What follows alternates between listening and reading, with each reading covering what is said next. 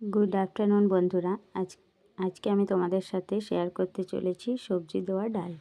তো এই যে দেখো, প্রথমেই ডালটাকে ভালো করে ধুয়ে নিলাম। কিছুক্ষণের জন্য ভিজিয়ে রেখেছিলাম 10 মিনিটের জন্য। কুকারে দেব, তাই জন্য এই যে কুকারে সব রেডি করছি। এই যে দিলাম সবজি সব, আর এই যে নুন দিলাম, এই যে জল দিয়ে দিলাম পরিমাণ মতো, আর এই যে কুকারে দিয়ে সিটি মেরে নিয়েছি দুটো।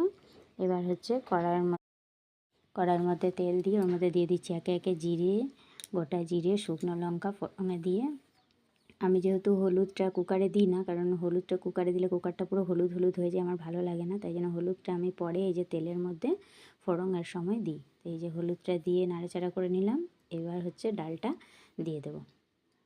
ডালটা এই যে দেখো একটু গোটা গোটা রেখেছি, টমেটো, গাজর, মটরশুঁটিগুলো, কেন একদম গলে গেলে ওটা খেতে একদমই ভালো লাগে না।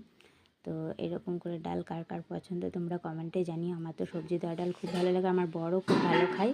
আর ওপর থেকে এই যে ছড়িয়ে দিলাম ফুটে যাওয়ার পর ধনেপাতা না থাকলে তোমরা স্কিপ করতে পারো ওটা। তা আমি এরকমভাবেই সবজি দেওয়া ডাল বানাই। যে গ্যাসটা বন্ধ করে দিলাম, হয়ে গেছে আমাদের সবজি দেওয়া ডাল রেডি। তো চলো